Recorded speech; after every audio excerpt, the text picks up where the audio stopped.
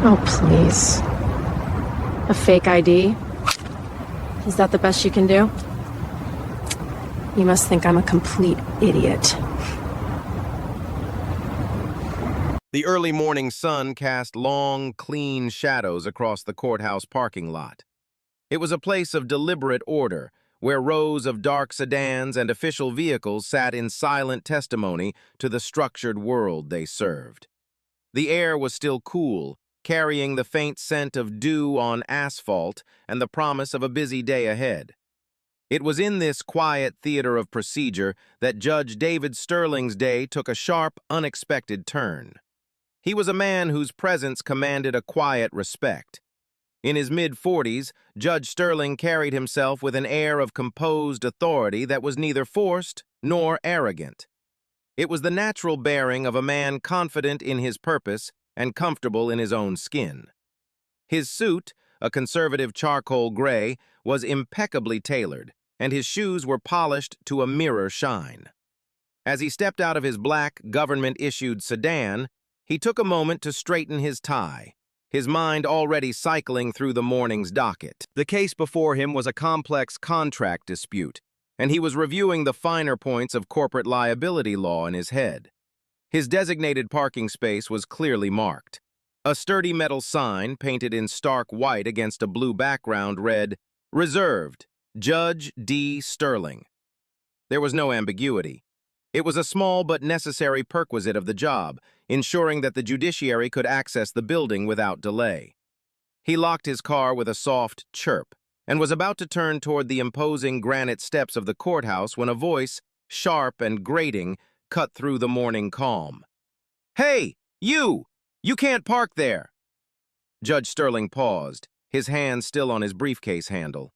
He turned slowly, his expression one of mild curiosity rather than annoyance. Standing a few paces away, next to a late-model white SUV, was a woman who seemed to vibrate with indignation. She was perhaps in her late 30s, with meticulously coiffed blonde hair and oversized sunglasses that hid her eyes, but not her disdain. A designer handbag was slung over her arm like a weapon. She pointed a perfectly manicured finger first at him, then at the sign bearing his name. This was Karen Miller. To the casual observer, she was a picture of suburban success. To those who worked with her in the courthouse's administrative department, she was known for her unyielding belief in her own correctness and a hair-trigger temper for any perceived slight against the established order, or rather, her version of it. Judge Sterling offered a polite, neutral smile. He had encountered this situation before, albeit rarely. It was usually a simple misunderstanding, quickly resolved. "Good morning," he said, his voice calm and even. "This is my assigned space." Karen Miller let out a short, incredulous laugh that sounded like tearing fabric. "Don't even try it," she scoffed, taking a step closer. Her posture was aggressive, her chin jutted forward.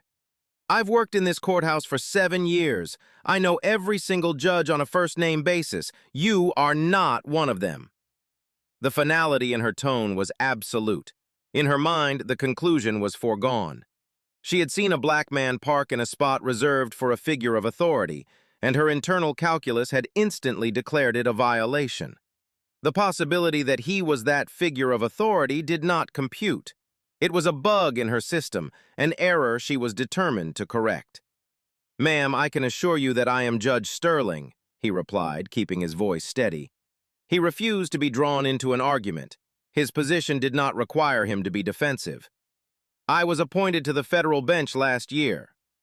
The explanation seemed only to fuel her righteous anger. Her lips curled into a sneer. "A federal judge? You? That's the most ridiculous thing I've ever heard. This spot is for real judges." The emphasis she placed on the word real was thick with insinuation, a poisoned dart aimed directly at his identity. He saw in that moment that logic would not prevail. This was not about a parking space. It was about her perception of who he was and who she believed he was allowed to be. The quiet morning was over. The order of the parking lot had been broken, not by his car, but by the jagged edge of her prejudice. And Judge Sterling knew with a weary certainty that this was only the beginning. The sun felt a little colder on his skin as he braced himself for what was to come. Judge Sterling maintained his composure, a skill honed over years of presiding over contentious legal battles. He had faced down belligerent lawyers, emotional defendants, and complex, high-stakes arguments. A baseless accusation in a parking lot, while irritating, was not going to break his professional poise. "I understand your concern for security," he said, his tone carefully measured to be de-escalating. "However, there seems to be a misunderstanding. If you'd like, we can walk inside together, and the bailiffs at the entrance can confirm my identity for you." He offered a reasonable path to resolution, a way for her to retreat from her position without completely losing face. But Karen Miller was not interested in resolution. She was invested in conflict. His calmness seemed to infuriate her further, as if his refusal to get angry was a personal affront. To her, his composure was not a sign of professionalism, but of audacious deceit. "Oh, I'm not going anywhere with you," she snapped, her voice rising in volume. "You think you're so smart, trying to trick me." With a dramatic flourish, she unslung her designer handbag, fumbled inside it for a moment, and produced her smartphone. Her thumb swiped across the screen with practiced speed. In a matter of seconds, she had opened an app and aimed the phone's camera directly at him. A small red icon in the corner of her screen indicated she was now live streaming. "All right, everyone, you are not going to believe this," she announced, her voice taking on a performative, theatrical quality. She was no longer speaking just to him, but to her followers, to the anonymous digital crowd she had summoned. "I am live here at the county courthouse, and we have a man, an imposter, who has parked in a reserved judicial spot and is now trying to intimidate me by claiming he's a federal judge." Judge Sterling watched her, his expression unreadable. He had seen this tactic before in a legal context, the attempt to control a narrative by broadcasting a manipulated version of it. She was framing the encounter, casting herself as the vigilant guardian of order and him as the defiant transgressor. He stood perfectly still, making no move to hide his face or to stop her. He knew that any aggressive reaction would play directly into her fabricated story. He kept his hands visible, one holding his briefcase, the other resting at his side. He was a portrait of stillness against her frantic motion. "Look at him," she continued, panning the camera from his face to the parking sign, then back again. "He won't even deny it. He just stands there thinking his little act is going to work. Well, newsflash, buddy, you picked the wrong person to mess with today. We respect our judges here. We protect their spaces. We don't let people like you just come in and take whatever you want." The phrase, "people like you," hung in the air, heavy and unambiguous. It was the core of her entire argument. Her tirade wasn't about a parking violation, it was a public declaration of his otherness, his unsuitability for the role he rightfully held. A few courthouse employees hurrying from their cars began to slow down, their curiosity piqued by the one-sided shouting match. They kept their distance, unsure of what they were witnessing, but the spectacle was undeniably magnetic. Karen fed off the attention, her voice growing louder, her gestures more exaggerated. "He's trying to get into the courthouse, probably to cause more trouble," she narrated, her imagination running wild. "But I'm not letting him. I'm standing up for what's right." Judge Sterling simply held her gaze. He would not be provoked. He would not be baited. He would let her build her own cage, word by word, accusation by accusation. He knew that the truth, much like the law, had a patient and formidable power. Her live stream was capturing her own self-destruction, and she was too blinded by her arrogance to see it. He had offered her an off-ramp, and she had chosen to speed up and drive straight off a cliff. The situation had crossed a line. It was no longer a simple dispute. It was a public spectacle, orchestrated by Karen, designed to humiliate and intimidate him. Judge Sterling realized that his passive, calm approach was not going to penetrate her wall of certainty. A different kind of evidence was required. With a slow, deliberate motion, he set his briefcase down on the pavement beside him. He reached into the inner pocket of his suit jacket, his movements economical and precise. Every person watching, both in the parking lot and on Karen's live stream, focused on his hand. He was not reaching for a weapon or a phone of his own. He was retrieving a small, leather wallet. He flipped it open to reveal his official United States Court's judicial identification card. It was a formidable piece of documentation. It featured his photograph, his full name, David M. Sterling, and in bold letters beneath it, the title, United States District Judge. The official seal of the federal judiciary was embossed in gold foil, gleaming in the morning sun. It was an object of unquestionable authority. He held it out for her to see, positioning it a few feet from her face so she couldn't possibly misread it. He said nothing, allowing the credential to speak for itself. Its presence was a silent, powerful rebuttal to every word she had spoken. For a brief second, a flicker of uncertainty crossed Karen's face. Her tirade paused mid-sentence. Her eyes darted from the ID card back to his face, the smug confidence in her expression wavering. The name on the card, Sterling, matched the name on the sign. The photograph, though stern and official, was clearly of the man standing before her. The pieces were all there, a simple puzzle for any rational mind to solve. But Karen's mind was not rational at that moment. It was a fortress of prejudice, and its walls were thick. To accept the ID card as genuine would be to accept that her entire worldview, her instant visceral judgment of this man, was profoundly and embarrassingly wrong. It was easier to deny reality than to admit her own bias. Her hesitation lasted only a moment before the walls of her fortress went back up, stronger than before. She let out a derisive snort. "Oh, please," she said, her voice dripping with contempt. With a flick of her wrist, she batted his hand away, refusing to even touch the wallet. "A fake ID? Is that the best you can do? I've seen better forgeries on Canal Street. You must think I'm a complete idiot." The accusation was staggering in its audacity. She was now accusing a federal judge of a felony, presenting a counterfeit federal identification simply because the alternative was too damaging to her own ego. "This is not a fake, ma'am," Judge Sterling said, his voice now carrying a new edge. The patience was still there, but it was now lined with steel. He was no longer trying to de-escalate, he was establishing a fact. "This is my government-issued credential. I suggest you look at it again very carefully." "I'm not looking at anything," she retorted, turning her attention back to her phone's camera.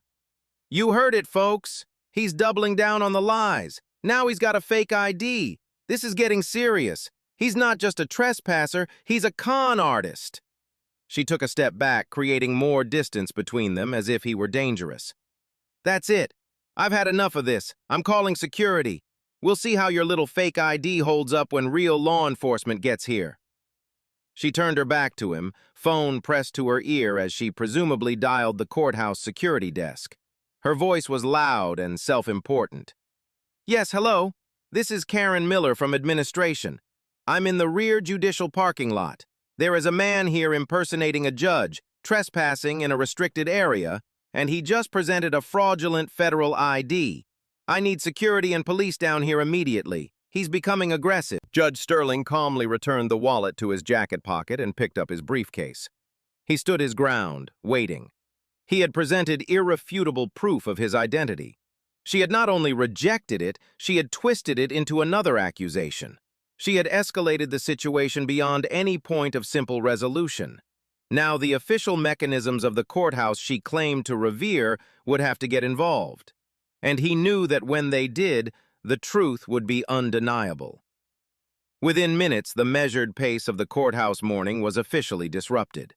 A side door to the building opened, and two uniformed courthouse security guards emerged, their expressions serious and their strides purposeful. They were followed closely by a municipal police officer, whose presence signified that Karen's call had been taken as a legitimate security threat. The officer, a man named Patterson, had a stern, no-nonsense demeanor, his hand resting casually on his duty belt. Karen's entire posture changed the moment she saw them. The aggressive, confrontational woman transformed into a damsel in distress. She visibly sagged, placing a hand over her heart as if she were about to faint from the stress of the ordeal. "Oh, thank God you're here," she said, her voice now trembling with manufactured fear. She rushed toward the officers, making sure to keep her phone camera trained on the scene. "That man," she said, pointing a shaky finger at Judge Sterling, "he refused to leave. He's been harassing me, and he tried to pass off a fake ID as real. I was starting to feel genuinely unsafe." Officer Patterson's gaze shifted to Judge Sterling, who had remained perfectly still by his car. The officer's eyes took in the scene: the well-dressed man, the luxury SUV, the clearly marked parking sign, and the woman performing for an audience of 3, plus whoever was watching her live stream. His training kicked in, telling him to ignore the theatrics and assess the facts. "Sir, I'm Officer Patterson," he said, his voice a neutral, authoritative baritone. "I need you to step away from the vehicle and keep your hands where I can see them." It was standard procedure, but in this context, the command felt surreal. Judge Sterling complied without a word. He took 2 steps to his left, holding his briefcase in one hand, his other hand open at his side. He projected no threat, no resistance. He was simply following the officer's instructions. The 2 security guards flanked the officer, forming a loose semicircle. They were younger men who recognized Karen from around the building. They looked from her to the judge, their faces blank but attentive. "This woman has made a serious accusation," Officer Patterson continued, addressing Judge Sterling. "She claims you are trespassing in a restricted area and impersonating a judicial officer. I'm going to need to see some identification." Karen smirked, a flicker of triumph crossing her face. This was it, the moment of vindication. The authorities were here and they were taking her side. They were questioning him. Her narrative was winning. "Be careful, officer," she interjected, her voice full of false concern. "He has a forged ID. It looks almost real. He's very convincing." Judge Sterling met Officer Patterson's gaze directly. He saw no prejudice in the officer's eyes, only a professional caution. This was a man doing his job. "I am Judge David Sterling," he said, his voice steady and clear, cutting through Karen's commentary. "This is my assigned parking space. I was appointed to the U.S. District Court for this district 13 months ago." He then added, "The credential I am about to show you is federally issued and is authentic. I advise you to handle it with care." Without waiting for permission, he calmly set his briefcase down, reached into his jacket, and once again produced the leather wallet. This time he didn't just flash it. He removed the ID card from its plastic sleeve and held it out between his thumb and forefinger for the officer to take. Officer Patterson took the card. The atmosphere in the parking lot seemed to thicken with tension. Karen held her breath, her phone held high to capture her imminent victory. The security guards leaned in slightly, curious to see the forgery she had described. The officer's eyes scanned the card. He looked at the photo. He looked at Judge Sterling. He looked back at the card, his thumb rubbing over the embossed federal seal, feeling its raised, authentic texture. His professional neutrality began to crack, replaced by a flicker of something else, dawning recognition, followed by a profound sense of unease. This was not the flimsy fake he had been led to expect. This felt real, very real. Time seemed to slow down in the parking lot. The only sounds were the distant hum of city traffic and the frantic, shallow breathing of Karen Miller. Officer Patterson held the judicial ID in his hand, his gaze fixed on it. His years of experience on the force had trained him to spot fakes, misaligned text, poor lamination, a flimsy feel. This card had none of those telltale signs. It was crisp, perfectly printed, and possessed a weight and rigidity that spoke of its official origin. He turned the card over in his hand, examining the back. Then he looked up, his eyes locking with Judge Sterling's. The judge's expression was unwavering, patient. It was the look of a man waiting for a foregone conclusion. One of the courthouse security guards, a younger man named Evans, stepped a little closer.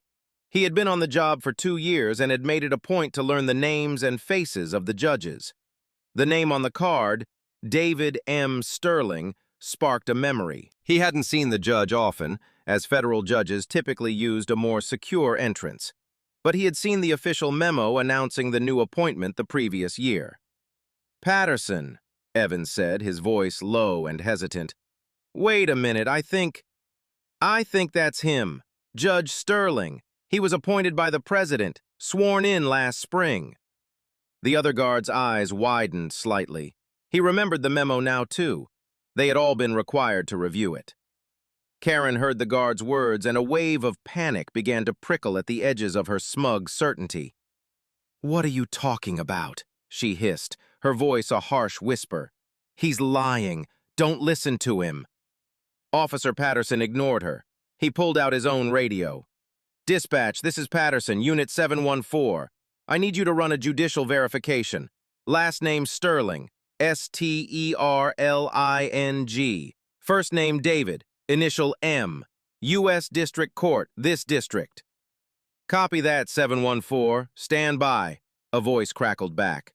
The wait was only about 20 seconds, but it felt like an eternity. Karen's face had gone pale beneath her makeup. The victorious smirk was gone, replaced by a tight, nervous line. Her phone, still recording, now felt heavy in her hand. The confident narrator had suddenly lost the plot. Judge Sterling remained silent, allowing the process to unfold. He had placed his faith in the system, and now the system was methodically, inexorably, working to verify the truth. The radio crackled to life again. 714, confirmation is affirmative. The Honorable David M. Sterling is a sitting federal judge in your location, appointed May of last year. No flags on that ID. It's legit. The words dropped into the quiet parking lot like stones into a still pond. The air went out of Karen Miller's lungs. The security guard, Evans, visibly winced, taking a half step back as if proximity to her was now a liability. His partner looked at the ground, anywhere but at the judge or Karen. Officer Patterson's entire demeanor shifted. The professional caution was replaced with a rigid formality. He stood up straighter, his face a mask of dawning horror at the situation he had walked into. He had just instructed a federal judge to step away from his car and keep his hands visible based on the hysterical claims of this woman. He turned to face Judge Sterling, holding out the ID card with two hands, as if it were a sacred object. "Your Honor," he said, and the title, spoken with a new and profound respect, echoed in the silent lot. "My sincerest apologies. We received a call about a security threat." His voice was stiff, mortified. The slow burn of the truth had finally reached its destination. It had consumed Karen Miller's lies, her accusations, and her entire narrative. All that was left were the smoldering ashes of her credibility. And the camera was still rolling. The moment Officer Patterson uttered the words, "Your Honor," the carefully constructed reality Karen Miller had built for her online audience and for herself shattered into a million pieces. The sound of the title, so formal and so utterly contradictory to her narrative, was like a physical blow. She stood frozen, her mouth slightly agape. The phone in her hand, which had been her weapon and her stage, suddenly felt like a ticking bomb. The live stream was still active. Her followers had just witnessed her triumphant crusade for justice crumble into a pathetic, prejudiced sham. They had heard the police officer, the ultimate arbiter of the situation in her story, confirm that the man she had branded a liar, a trespasser, and a con artist was, in fact, a federal judge. Her mind reeled, trying to process the impossible. A federal judge? Him? The man she had ridiculed, dismissed, and publicly shamed. The cognitive dissonance was overwhelming. The confident, indignant woman who had initiated the confrontation evaporated, replaced by a deer in the headlights, paralyzed by the full weight of her catastrophic misjudgment. Her gaze darted from the mortified police officer to the stone-faced security guards, and finally to Judge Sterling. He hadn't moved. His expression had not changed. There was no flicker of triumph in his eyes, no smug, "I told you so." There was only a calm, unyielding gravity. His composure, which she had mistaken for deceit, was now revealed as the profound patience of a man who held immense power but chose not to wield it recklessly. That quiet strength was, in that moment, more intimidating than any outburst could have ever been. A low murmur could be heard from her phone's speaker, the sound of the comment section on her live stream exploding. Though she couldn't read the words, she could imagine them. The tide of public opinion, which she had so confidently sought to command, was now turning against her with the force of a tsunami. Her hand began to tremble, the phone shaking visibly. With a clumsy, fumbling motion, she stabbed at the screen, desperately trying to end the broadcast. She was no longer a crusading narrator. She was just a woman trying to stop the bleeding, to hide the evidence of her own spectacular downfall. The live stream ended abruptly, cutting her audience off from the final, excruciating moments of her humiliation. "No," she whispered, the word barely audible. "No, it can't be. You're lying, all of you." It was a desperate, pathetic last stand against a reality that had already conquered her. Officer Patterson turned to her, his face grim. The professional neutrality he had shown the judge was gone, replaced by a cold, official anger. He had been used as a pawn in her prejudiced charade, his time wasted, his authority misdirected. "Ma'am," he said, his voice clipped and hard, "you made a false report. You have harassed this man and interfered with a federal officer in the performance of his duties." He gestured to his colleagues. "These courthouse security officers can attest to your behavior from the moment we arrived." The security guard, Evans, nodded grimly. "She was shouting and accusing him the second we came out the door, sir," he said, addressing the judge directly now, his tone deferential. "We have it all on our body cams." The mention of body cams was another nail in her coffin. There was no escape. Her every word, every gesture had been recorded, not just by her own phone, but by the impartial electronic eyes of law enforcement. Karen Miller finally seemed to grasp the depth of the hole she had dug for herself. Her arrogance dissolved completely, replaced by a raw, primal panic. Her face, which had been a mask of disdain, crumpled. I just made a mistake," she stammered, her voice cracking. It was a misunderstanding. But it was too late for excuses. The truth was out, captured on multiple cameras and witnessed by multiple officers. Her confidence had collapsed, leaving behind only the ugly framework of her prejudice, now exposed for all to see. In the quiet of the courthouse parking lot, all that remained was the profound and terrible silence of her self-inflicted ruin. With the truth established, the dynamics in the parking lot had been irrevocably altered. Judge Sterling was no longer a suspect. He was the victim of a public and prejudiced attack. Karen Miller was no longer a concerned citizen. She was the perpetrator. Officer Patterson, his face still a mask of grim professionalism, turned his full attention to Karen. "Ma'am, I'm going to need your driver's license and your courthouse employee identification," he said, his tone leaving no room for argument. Karen fumbled in her oversized handbag, her hands still shaking. The smooth, confident motions of before were gone, replaced by the jerky, uncoordinated movements of someone in shock. She produced her wallet and handed over the requested items. The officer took them and began writing in his notepad. The security guards stood by, silent sentinels to the unfolding drama. The small crowd of courthouse employees that had gathered at a distance began to disperse, whispering among themselves as they walked away. The show was over, and the mundane reality of consequences was setting in. Judge Sterling, meanwhile, finally allowed himself to move. He walked over to Officer Patterson. "Officer," he said, his voice low and calm, "I appreciate you handling this. I would like to have this incident officially documented, every detail." "Absolutely, Your Honor," Patterson replied without looking up from his notes. "A full report will be filed. You can be assured of that." "Thank you." Judge Sterling then turned and picked up his briefcase. He gave a slight formal nod to the security guards. "Gentlemen." He then walked toward the courthouse steps, his posture as erect and dignified as it had been when he first arrived. He did not look back at Karen. He did not offer any parting words.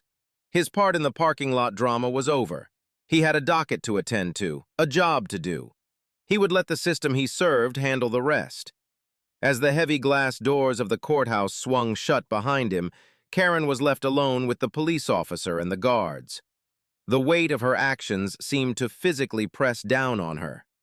Am I being arrested?" she asked, her voice small and fearful. Officer Patterson finished writing and looked up at her. "Not at this time," he said, "but I am issuing you a citation for filing a false police report. The courthouse will handle any internal disciplinary action regarding your conduct as an employee, and Judge Sterling is well within his rights to pursue civil or even criminal charges for harassment and defamation." He tore the citation from his notepad and handed it to her. The piece of paper felt like a lead weight in her hand. A formal legal document that marked the first tangible consequence of her morning's work. "You need to move your vehicle from this area immediately," the officer commanded. "And I'd advise you not to have any further contact with Judge Sterling. Am I understood?" Karen could only nod, unable to speak. The fight had gone out of her completely. The two security guards escorted her back to her SUV. She got in, the expensive leather of the driver's seat offering no comfort. She started the engine and drove away from the reserved spot, her eyes downcast. She found a space in the farthest corner of the public lot, pulling in crookedly before cutting the engine. She slumped over the steering wheel, the sound of her own ragged breathing filling the silent car.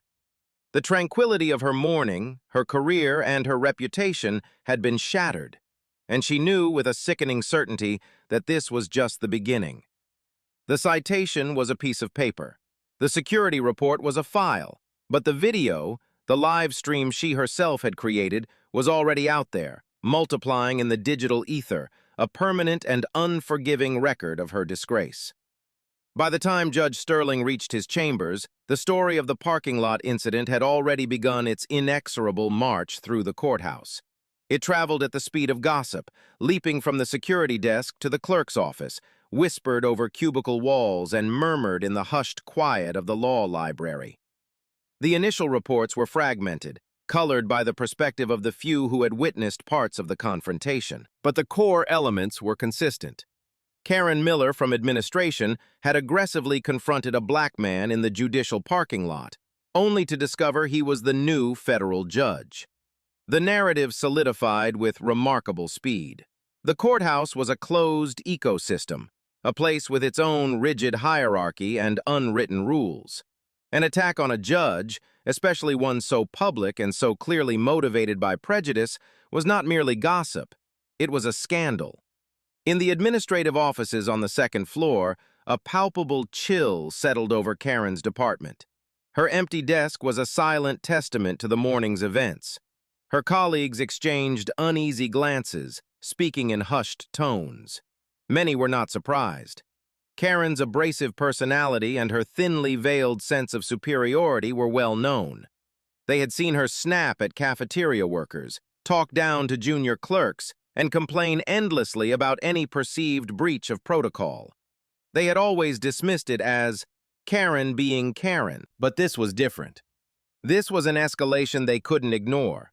Her direct supervisor, a weary man named George, spent the morning in a closed-door meeting with Human Resources and the chief court administrator. The words official investigation and immediate suspension were overheard through the thin office walls. Meanwhile, in the more rarefied air of the judicial wing, the reaction was one of quiet, simmering anger. The judges of the district court were a tight-knit collegial group, regardless of their political appointments or judicial philosophies. An insult to one was an insult to the institution. Judge Sterling's colleagues stopped by his chambers throughout the morning, not to pry for details, but to offer their unwavering support. Judge Matthews, a senior judge with 30 years on the bench, was the first to arrive. "David," he said, his voice a low growl, "I just heard what happened. Are you all right?" "I'm fine, Robert, thank you," Sterling replied, his composure unshaken. "It's an outrage," Matthews continued, pacing the length of the chamber's Persian rug. "To be treated that way at your own place of work. Unacceptable." Others followed. Judge Elena Rios, known for her sharp legal mind and fiery temperament, was livid. "She accused you of what? And presented a fake ID? David, you must pursue this. This isn't just about you, it's about the integrity of this bench." The sentiment was unanimous. The incident had touched a nerve. It was a stark reminder that not even the robes and responsibilities of a federal judgeship could fully shield a black man from the indignity of prejudice. Judge Sterling's handling of the situation became a central part of the story. The security guard's body cam footage had been reviewed by the head of court security, and their report praised the judge's extreme calm and professionalism under duress, his refusal to be baited, his patient reliance on facts and procedure. These were the very qualities that defined a great jurist. His reputation, already strong, was solidified as one of impeccable character and unshakable dignity.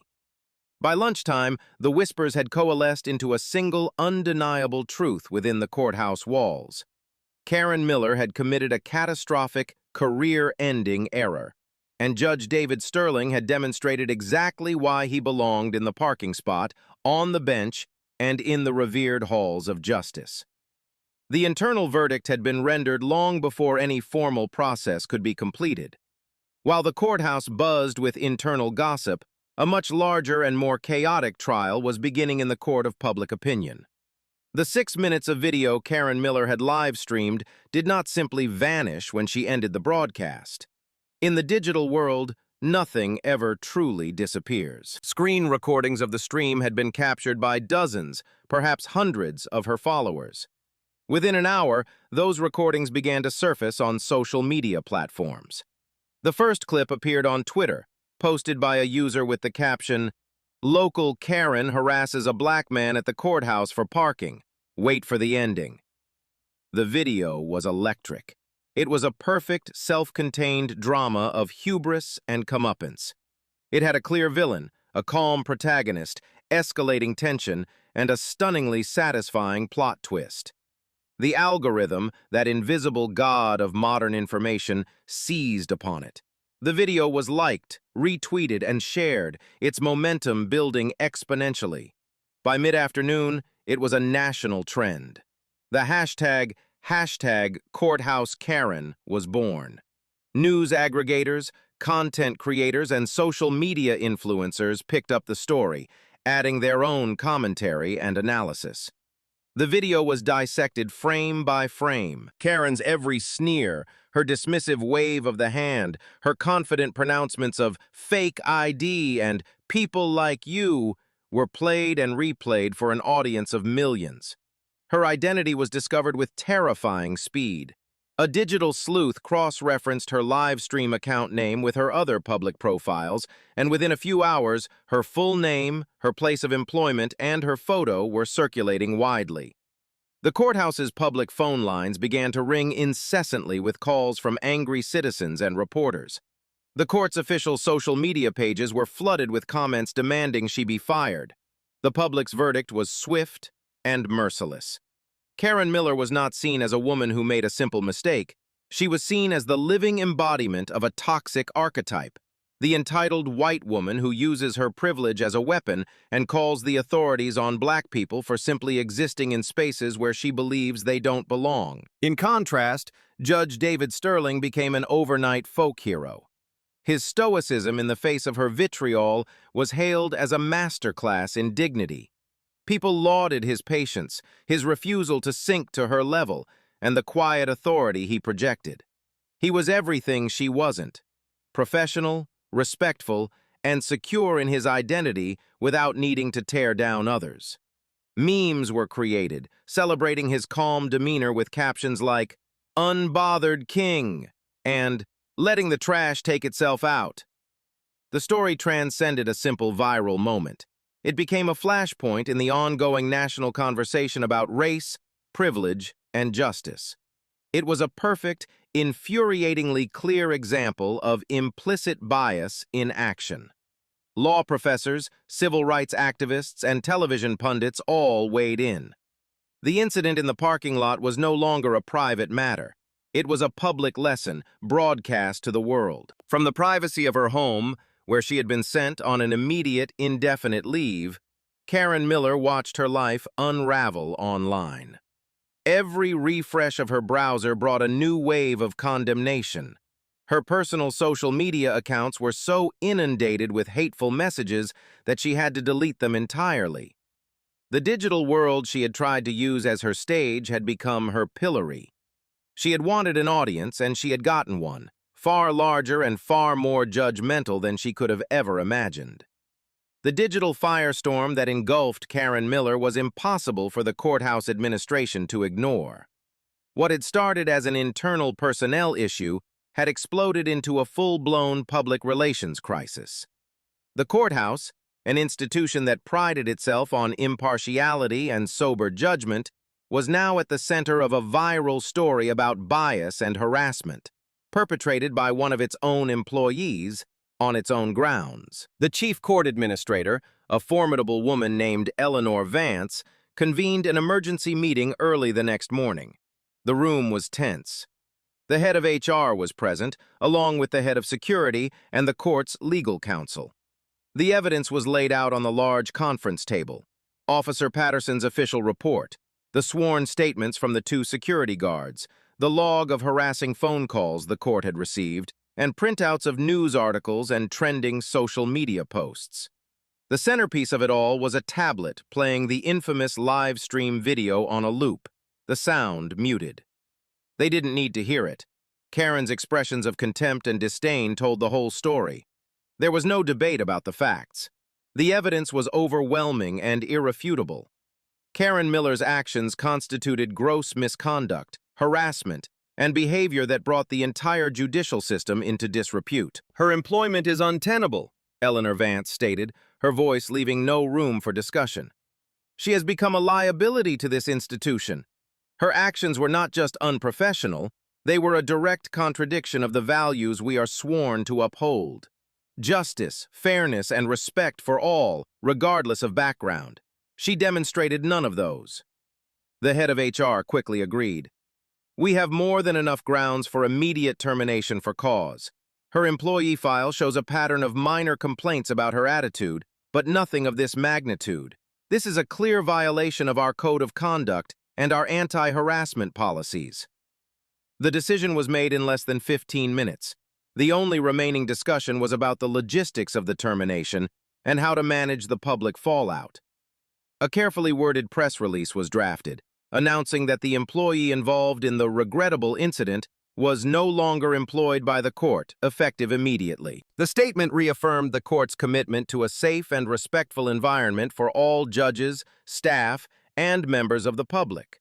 Later that day, Karen Miller received a certified letter via courier. It was her official termination notice. The letter was cold and clinical, listing the specific policy violations she had committed. Her 7-year career at the courthouse was over. Her health insurance would expire at the end of the month. Her pension contributions would be paid out in a lump sum. The life she had built, the job that had given her a sense of importance and belonging, was gone. The news of her firing was appended to the news articles and celebrated on social media. For many, it was the final, satisfying chapter of the story. Justice, in their eyes, had been served. But for Karen, the nightmare was just beginning. The loss of her job was a devastating blow, not just financially, but to her very sense of self. She had derived so much of her identity from her position at the courthouse, from being on the inside of the halls of power. Now, she was an outcast. Her so-called friends from work stopped returning her calls, distancing themselves from her toxicity. The professional network she had spent years building had vanished overnight. She was left alone in her silent house, with nothing but the endless echo of her own mistake.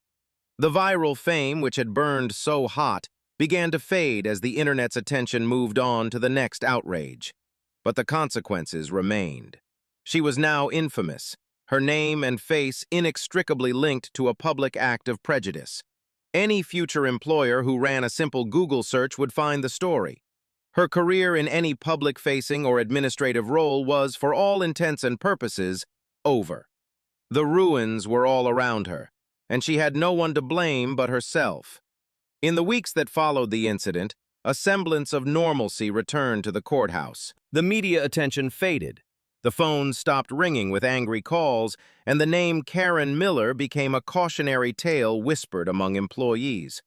For Judge David Sterling, life resumed its familiar rhythm of hearings, motions, and trials.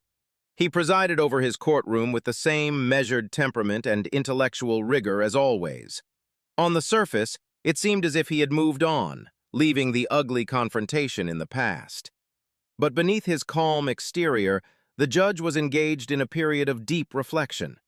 The incident had been more than just a personal insult. It had been a public challenge to his authority and his very right to occupy his position, based solely on the color of his skin. To simply let it go felt like a disservice, not just to himself, but to anyone else who had ever faced similar prejudice. Firing Karen Miller had been the court's administrative response, a necessary step to protect the institution. But it wasn't justice, not in the fullest sense of the word. He discussed the matter at length with his wife, a law professor, and with a few trusted colleagues, including Judge Matthews. "The woman lost her job, David," Matthews had argued one afternoon in chambers. "She's been publicly shamed. Isn't that enough? Pursuing it further might look vindictive." "Is it vindictive to hold someone accountable for their actions under the law, Robert?" Sterling had countered gently. "She didn't just insult me, she defamed me. She publicly accused me of being a criminal, an imposter, a fraud, a harasser. She used her phone to broadcast those lies to the world. If I were not a judge, if I were just any black man in that parking lot, what might have happened when Officer Patterson arrived? Her words had weight, and she intended them to cause harm." His decision solidified. This was not about revenge, it was about principle. He was a steward of the law, and the law provided remedies for acts of defamation and harassment. To ignore those remedies would be to suggest that they did not apply, or that he was somehow above them.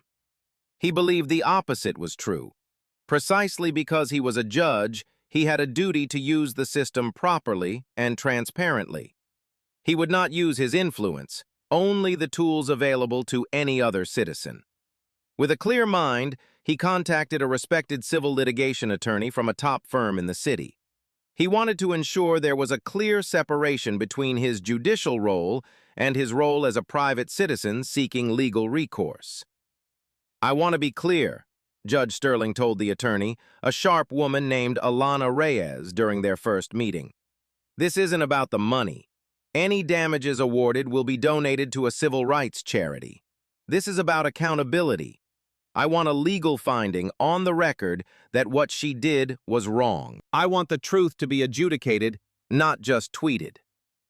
Alana Reyes listened intently, reviewing the file her team had already compiled, the police report, the video, the witness statements.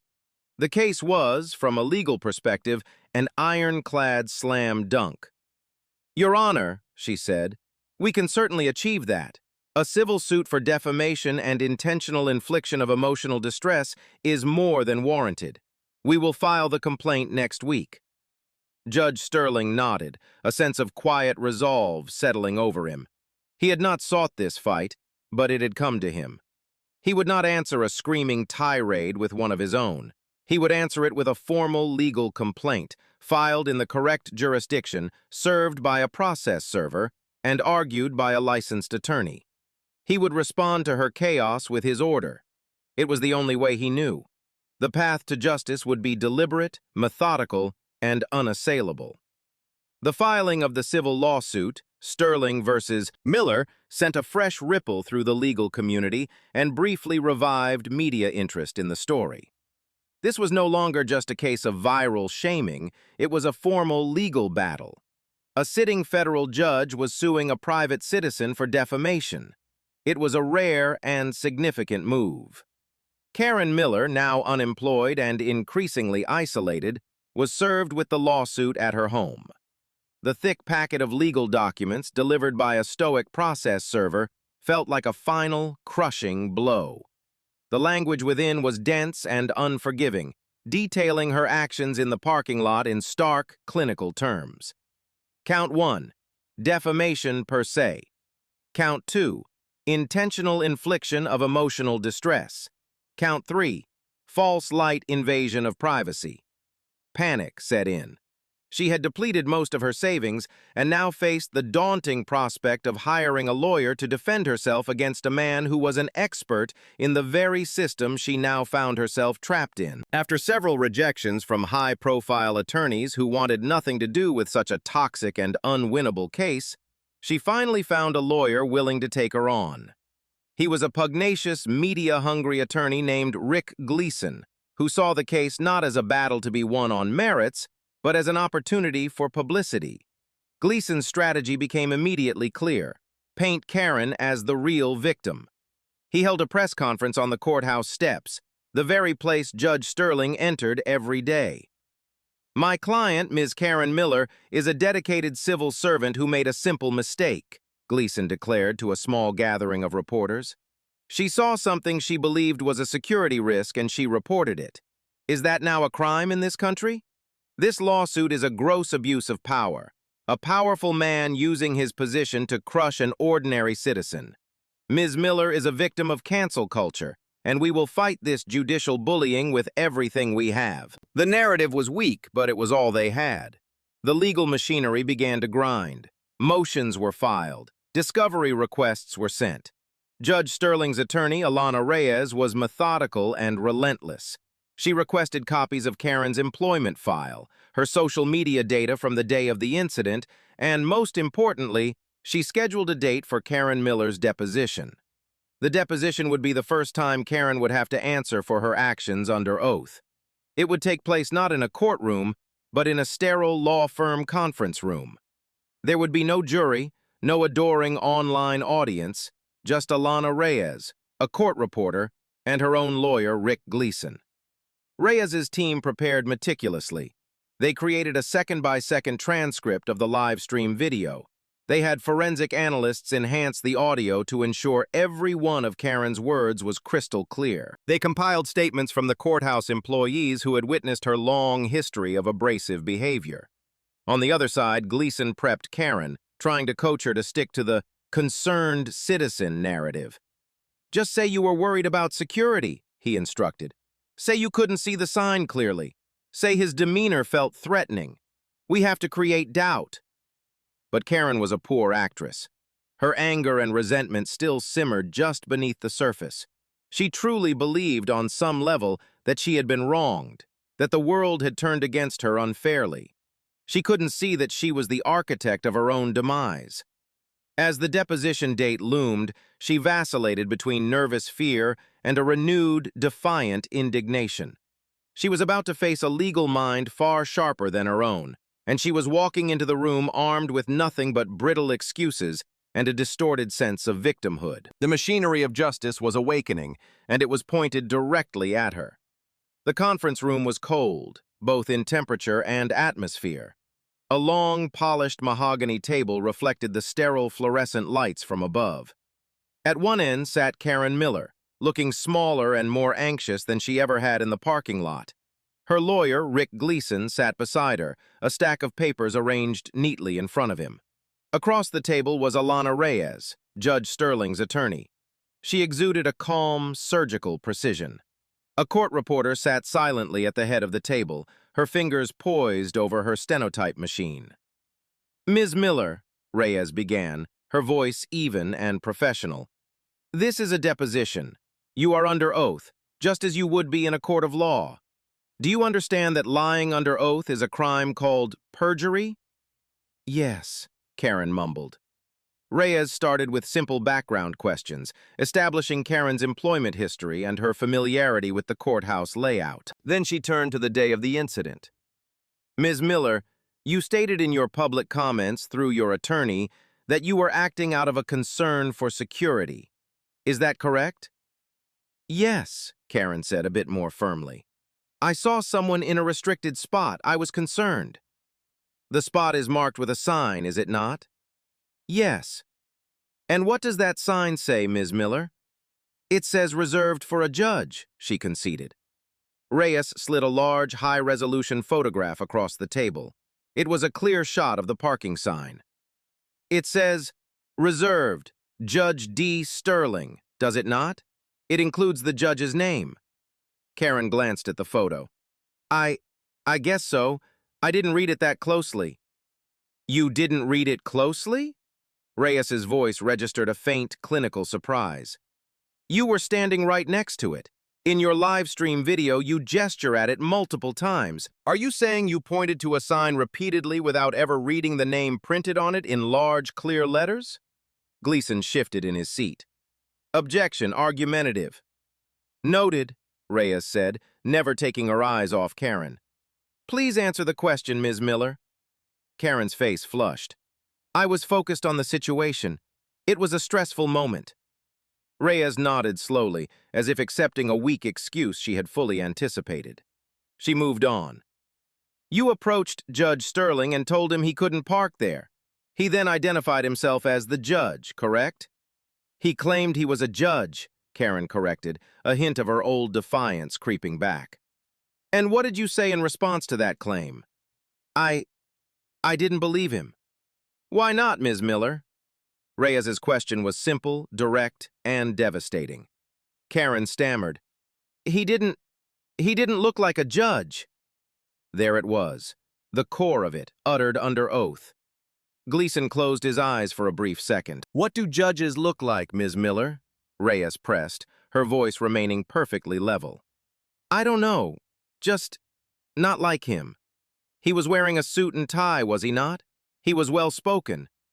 Yes, but he was a black man. Reyes finished the sentence for her. It wasn't a question. It was a statement of fact. Karen didn't answer. She just stared at the table.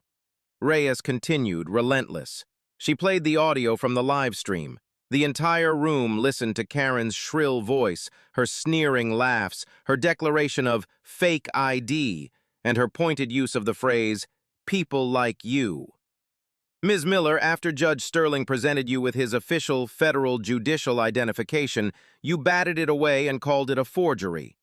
What expertise do you have in identifying forged federal documents? I don't have any, she whispered. So you had no factual basis for that claim? It was simply an assumption you made because you had already decided he was a liar. Objection. Assumes facts not in evidence, Gleason said weakly. Ms. Miller, Reyes concluded, her voice like ice, is it true that you judged a man to be a criminal based on his race, and when presented with irrefutable evidence to the contrary, you doubled down on your lies, broadcast them to the world, and summoned law enforcement, potentially endangering his life? Is that a fair summary of your misunderstanding? Tears welled in Karen Miller's eyes. Her carefully constructed narrative of the concerned citizen had been systematically dismantled, leaving only the ugly, undeniable truth. Her unraveling was complete, and every word of it was now part of the official court record. The deposition was over. The case was, for all practical purposes, won.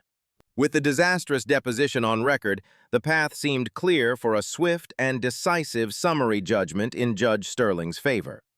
Alana Reyes and her team were confident that no reasonable jury could watch Karen Miller's video and subsequent testimony and conclude anything other than that she had acted with malicious intent.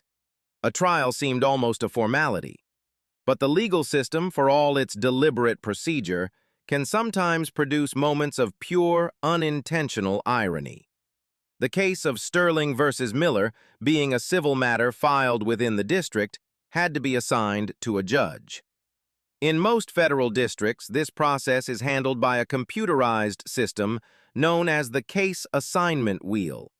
It is designed to be completely random and impartial, ensuring that no party can judge shop and that caseloads are distributed evenly.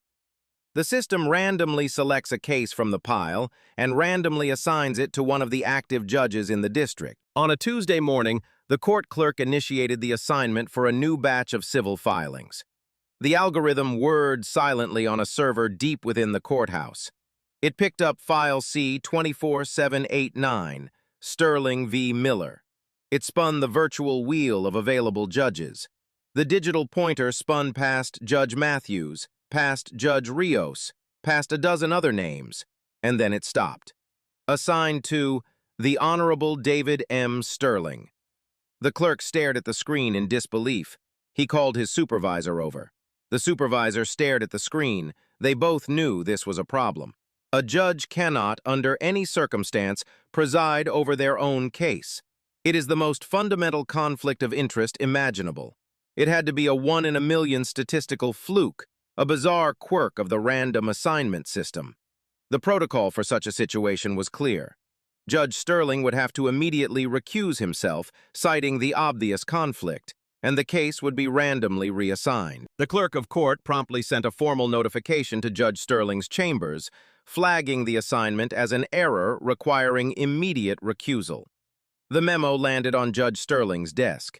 He read it, and for the first time since the ordeal began, a slow, wry smile spread across his face. The universe, it seemed, had a flair for the dramatic. He knew he had to recuse himself, and he would do so without a moment's hesitation. But the sheer, poetic absurdity of the situation was not lost on him. However, the news of the random assignment did not stay within the court's administrative channels for long. A junior clerk, astounded by the coincidence, mentioned it to a friend. That friend mentioned it to another. Within a day, the story had leaked to a legal blogger who covered the district court. The headline was irresistible. In bizarre twist, judge assigned to preside over his own harassment lawsuit. The story went viral all over again, but this time, the tone was different. It wasn't about outrage. It was about a sense of cosmic, almost karmic justice. The idea that Karen Miller would have had to legally stand before the very man she had belittled and accused and call him Your Honor was a narrative twist so perfect it felt scripted. Rick Gleason, Karen's attorney, tried to spin it as further proof of a corrupt system. "You see, the whole system is rigged against my client," he declared to a reporter. But no one bought it. The randomness of the assignment was well understood in legal circles, and the public saw it for what it was. A beautiful, ironic accident. Judge Sterling duly signed the recusal form, and the case was reassigned to the docket of the senior-most judge, Robert Matthews. The system corrected itself, as it was designed to do. But the story of the assignment had a profound psychological effect on Karen Miller. The brief, terrifying possibility that she would have to face Judge Sterling as the ultimate arbiter of her fate seemed to break something within her. The last vestiges of her defiance crumbled. She had been prepared to fight a lawsuit, but the thought of standing in his courtroom under his judicial authority was a humiliation too profound to bear. The twist of the docket had done more to defeat her than any legal brief ever could. The day of the trial, or what was supposed to be the trial, arrived. The courtroom was presided over by Judge Robert Matthews, a man known for his stern demeanor and his intolerance for frivolous arguments. Alana Reyes was present, her team's files organized into neat, formidable stacks. Judge Sterling was not there. As the plaintiff in a civil case represented by counsel, his presence was not required, and he felt it was more appropriate to remain in his chambers to avoid any perception of influence. On the other side of the aisle, Karen Miller sat beside her lawyer, Rick Gleason. She looked drained and defeated. The fight was gone from her eyes, replaced by a hollow resignation. The public spectacle, the brutal deposition, and the ironic twist of the judicial assignment had worn her down completely. Before the proceedings could even begin, Rick Gleason stood and addressed the court. "Your Honor," he said, his usual bluster gone, "after extensive consultation with my client, we would like to withdraw our defense. Ms. Miller will not be contesting the plaintiff's claims. We concede to the judgment." A quiet gasp went through the few spectators in the courtroom. It was a total capitulation. Judge Matthews raised a skeptical eyebrow. "Mr. Gleason, are you saying your client is stipulating to liability on all counts? Defamation, emotional distress, the works?" "Yes, Your Honor," Gleason said, looking down at his notes. "We will not contest the facts as presented in the plaintiff's filings." It was a stunningly abrupt end to the legal battle. There would be no trial, no jury, no dramatic cross-examinations. Karen Miller had folded. All that was left was for the judge to formalize the judgment and determine the extent of the damages. Alana Reyes stood. "Your Honor, While we appreciate the defendant's concession, we believe it is important for the record to show the evidence that has brought us to this point. With the court's permission, we would like to present the primary piece of evidence, the video of the incident itself. Judge Matthews nodded. Permission granted. The court should understand the basis for the judgment it is about to enter. A large monitor was wheeled to the front of the courtroom. The lights were dimmed slightly, and the video began to play. The courtroom was utterly silent, save for the audio from the recording. Karen Miller's shrill, accusatory voice filled the solemn space. The spectators, the court staff, and Judge Matthews himself watched the entire excruciating 6-minute video. They saw her smugness, her contempt, her casual cruelty. They saw her dismiss the ID, her finger-pointing, her performative victimhood when the police arrived. And they saw Judge Sterling's profound, unshakable calm in the face of it all. For Karen, being forced to watch it again in this formal setting was a unique form of torture. She sank lower in her chair, her face buried in her hands, wishing the floor would swallow her whole. She couldn't escape the sound of her own voice, the sight of her own arrogance. When the video ended and the screen went black, the silence in the courtroom felt heavier than before. Judge Matthews stared at Karen for a long, uncomfortable moment. His expression was one of cold, deep disappointment. "Ms. Miller," he said, his voice quiet but carrying to every corner of the room, "I have been on this bench for 30 years. I have seen the worst of what people can do to one another, but it has been a long time since I have seen such a clear and ugly display of baseless prejudice, followed by such a complete and utter refusal to accept reality." He paused, letting the weight of his words sink in. The plaintiff in this case, my colleague Judge Sterling, is one of the finest legal minds and most honorable men I have ever had the privilege of knowing. What you did to him was not a misunderstanding. It was an attack.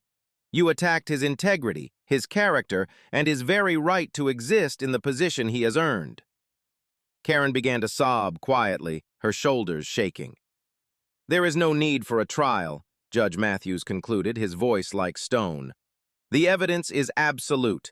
This court finds in favor of the plaintiff, Judge David Sterling, on all counts. The final judgment was about to be rendered. Judge Robert Matthews picked up his wooden gavel, but he didn't strike it just yet. He held it in his hand, his gaze fixed on the weeping figure of Karen Miller. The final act of this drama was not just about legal findings, it was about the pronouncement of a lesson, one that would be entered into the permanent record of the court. This court has reviewed the plaintiff's request for damages, Judge Matthews continued, his voice resonating with judicial authority. Given the severity of the defamation and the public nature of the harassment, the request is more than reasonable. The court hereby awards the plaintiff, David Sterling, the full amount sought.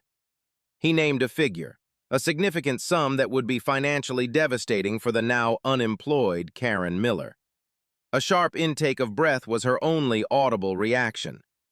Furthermore, the judge went on, this court is issuing a permanent injunction against you, Ms. Miller. You are hereby barred from the premises of this courthouse and any other federal court building in this district, except as required by law for your own legal matters. You are also barred from any and all contact with Judge Sterling, his family, or his staff, whether direct, indirect, or through third parties.